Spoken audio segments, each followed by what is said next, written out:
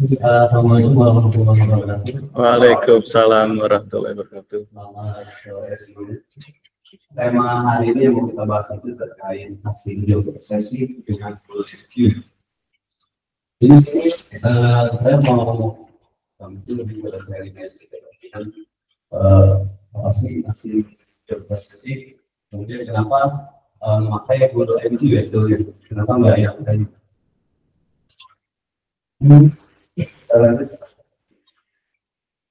Oke, gitu ya teman-teman, perhatiin dulu kali ya gambar satu dan gambar kedua. Nah, nanti ya, dia mainkan gitu. Ya. Jadi ada gambar. Kalau kita perhatiin, dari dua gambar di sini itu sama-sama mereka itu dijual, atau dia dijual gitu. Cuma di sini ada perbedaannya nih, kira-kira pada lihat ya perbedaan itu. Tapi jangan diperhatiin ini Mas Asur katanya.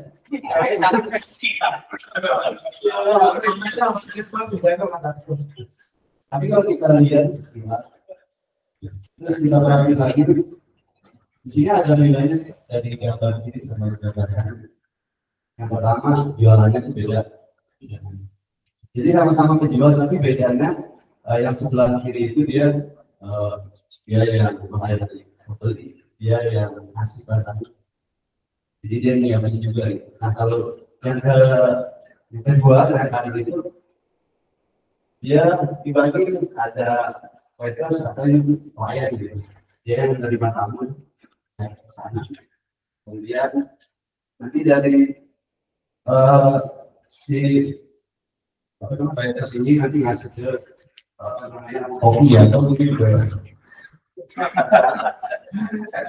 chefnya lah gitu. Kayak gitu. Jadi ini ceritanya ya, terus apa hubungannya nih gambar tadi sama yang mau kita bahas?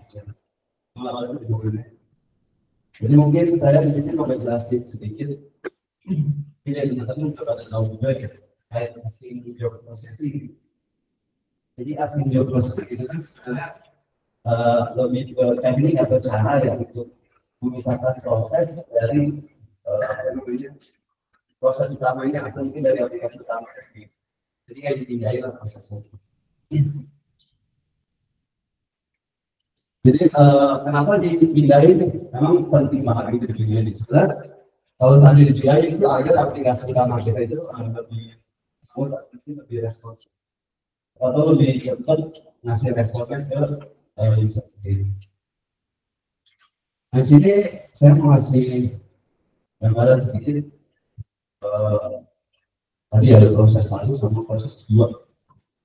Jadi kalau kita balik lagi ke gambaran tadi, kalau kita bayangin kalau ini aplikasi kita itu seperti gambar yang pertama ya. Dia yang kenapa menjual gorengan itu ya. Ingat ya. Jadi seandainya jika ada apa namanya yang perusahaan berikan gitu, dia yang menerima, dia yang order, dia nyiapin, dia yang goreng juga kayak gitu. Sudah biasa. Nah, pastinya ketika semua proses atau semua yang dilakukan itu dikerjain oleh orang itu, pastinya butuh waktu ya. Jadi pastinya agak lama ketika barang sudah musik kemudian pembeli pasti butuh waktu.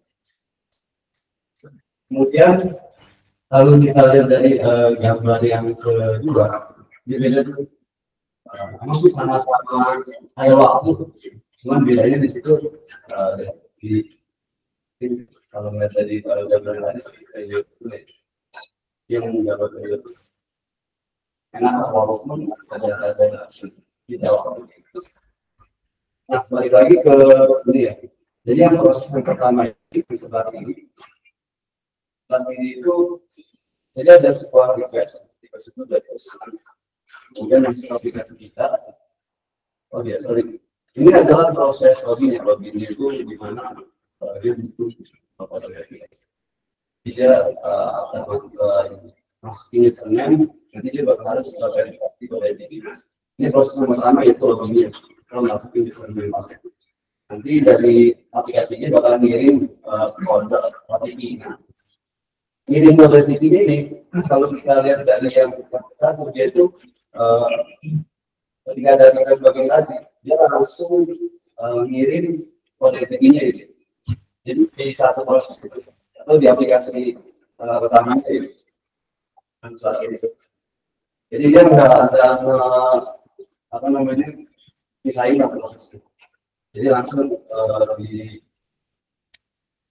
jadi waktu atau kita pakai ini lewat terakhir ya. Nah, kemudian kalau kita lihat ke sebelah kanan, yaitu misalnya antara proses validasi sama kirim kode mungkin kirim kode ini. Jadi pengiriman kode OTP-nya itu ada kita sebut walker. Jadi dari aplikasi itu nanti ngirim job ke walker untuk tugasnya untuk ngirim kode OTP ke user. Jadi kita lihat di gambar yang sebelah kanan ya. Jadi dari user dan langsung ke user. Ini ada sebelah kanan ke kanan. Itu adalah ngirim job ke walker. Nah, jadi proses kalau kita lihat gambar 1 dan gambar 2 itu yang prosesnya beda ya. Yang pertama itu sinkronus, yang kedua asinkronus. Jadi berarti ya asinkronus processing. Asinkronus processing ini dia itu meminta misalkan proses dari namanya aplikasi kami atau mungkin dari proses kami. Jadi kalau di kita itu kayak sebenarnya konsumen gitu biasanya di konsumen proses yang lain. Nah kemudian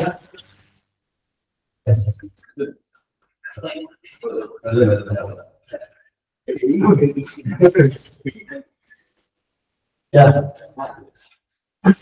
di sini kalau kita lihat gambar 1 dan gambar 2 itu ada perbedaannya. Yang pertama yang sebelah kiri itu proses kirim kode OTP-nya itu dia langsung di dalam aplikasinya. Lalu yang digunakan itu yang bisa jadi yang satu bikin satu worker itu prosesnya itu kirim kode. Jadi untuk yang sebelah kiri itu pastinya ketika ini ada adanya tepatnya itu bermasalah yang tentunya respon itu ada ini mungkin bisa jadi ya nggak ada respon gitu, mungkin ada masalah. Tapi kalau seandainya yang kedua kita pakai untuk proses itu karena prosesnya terpisah, jadi lebih cepat masih respon. Jadi DX itu lebih kayak tadi sih sambil prosesnya. Nah di tengah-tengah antara aplikasi dan worker ini kita itu ada job queue. Jadi ini yang apa namanya? Yang ngatur jobnya untuk si worker.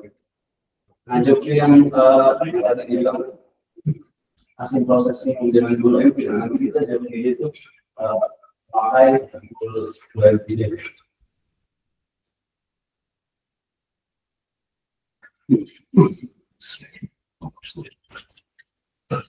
Ini teman-teman kayaknya udah terakhir mulai di sini udah kalau salah udah ada terakhir juga gitu. Masih dia tuh satu. Cuma itu buat mau kita sudah masalah. Nah, tadi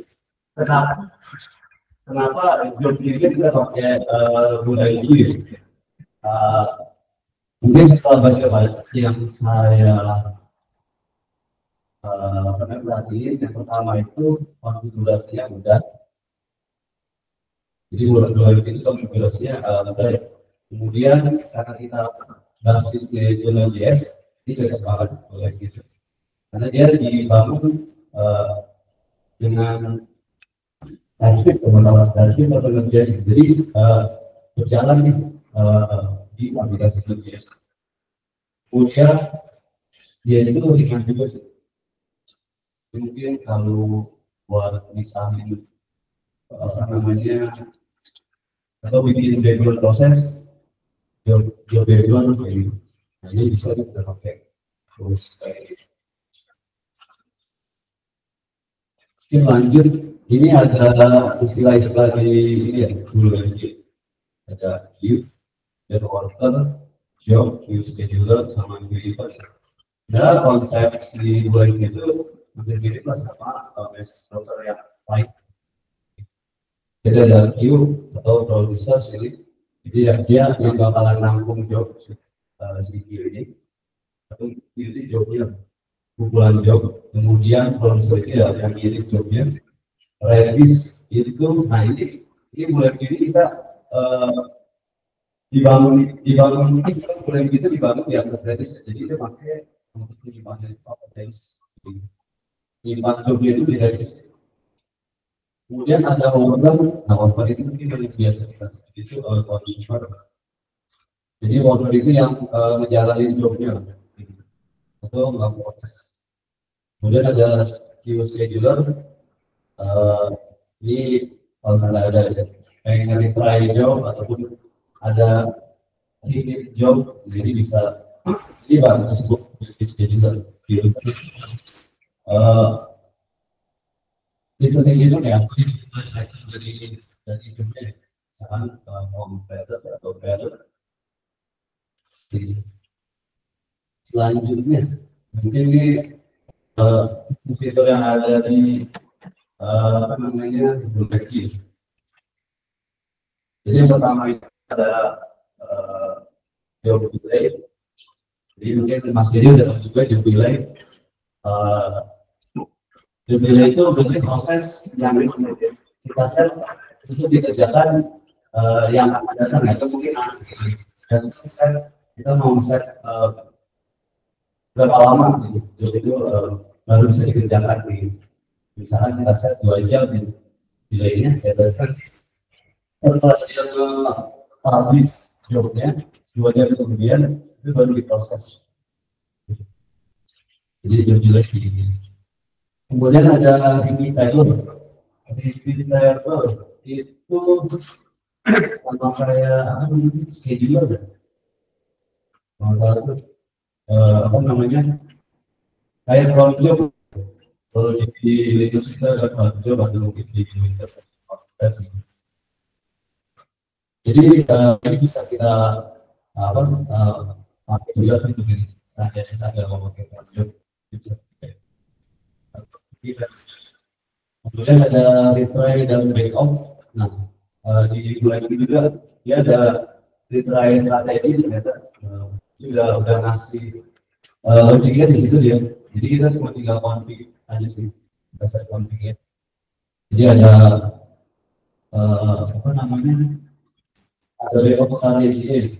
Jadi mau misalkan titiknya itu udah, misalnya dikerjain sama Mas Digo ya, di misalnya 2 menit kemudian step keduanya itu 4 menit, step selanjutnya misalnya 6 menit gitu. Itu bisa dikasih dari konfigurasi. Kemudian ke titik, jadi lebih ke kayak job ini karena emas ya, berarti pasti dia di dalamnya sebagai konser jadi emas gitu. Kemudian ada meeting, nah ini kita bisa ngasih apa batasan ya, atau kita kasih limit kalau periode tertentu ya, misalkan 1 menit tidak bisa memproses 10 job.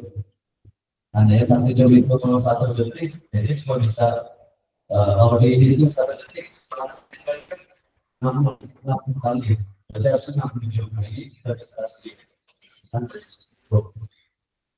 Kemudian ada komentaris, ini lebih ke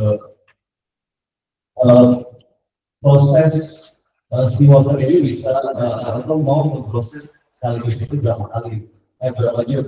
Misalkan satu waktu itu dia bisa langsung terjadi 5 jam. Jadi kita bisa seperti itu.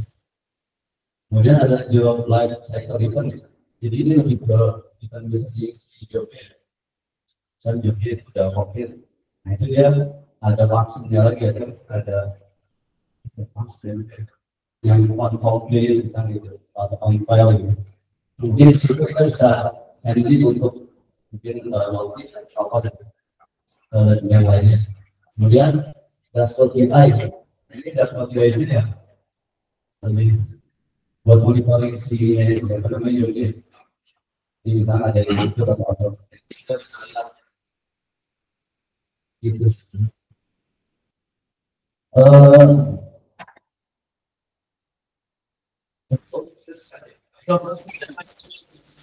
Coba saya mau ngomongin sih sebenarnya banyak gitu masih job ya saya kemarin tuh pengen sharing aja sih sebenarnya yang kemarin terjadi waktu pakai tools ini dan itu lumayan membantu untuk proses yang berat gitu. Kalau yang kita itu ada mungkin ekspor gitu.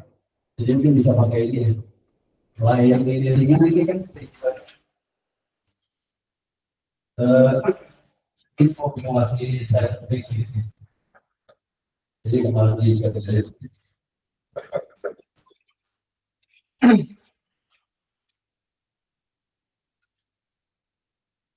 mungkin konsepnya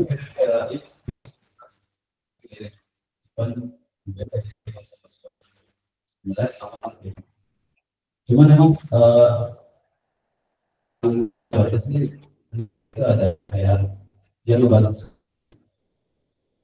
jumlah proses mungkin dia bisa memproses secara bersamaan gitu. Misalnya sekali proses itu 200 itu bisa.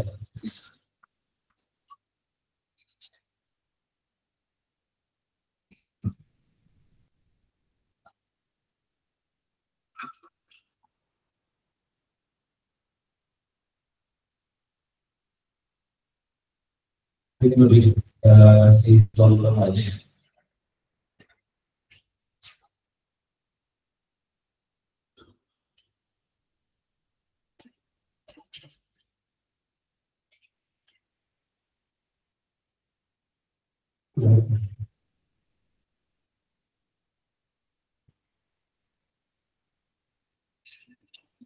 Jadi sampelnya itu ini. Jadi di sini tuh ada list apa namanya invoice. Di sini tuh aplikasi itu untuk compare atau mungkin untuk cek lah antara dashboard sama datanya. Nah dengan tools ini tuh dia kayak nge-compare data dashboard sama data sendiri. Kalau seandainya kita kerjain misalnya ini satu-satu nih langsung di aplikasi utamanya ini pastinya berat ya, ini pastinya lama lah karena dia ada integrasi ke si itu yang berbeda datanya dan dia juga berbeda ke apa namanya dashboard.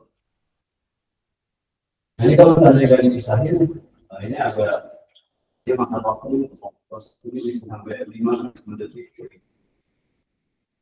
Dan ini udah dipisahin dari sana dia sini.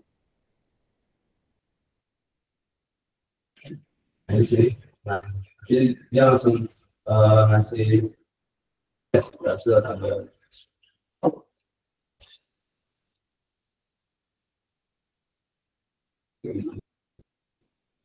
Ya, sebenarnya ini udah apa namanya? Ini sebenarnya teman-teman udah ada konflik sih sebagainya. Cuma di sini lebih kayak sharing guys. Akan satu mantap. Ya, kali itu aja sih. Untuk apa namanya lebih kenal lagi sama boleh lebih harus nanti apa yang dari kasih saya cuma sedikit aja sih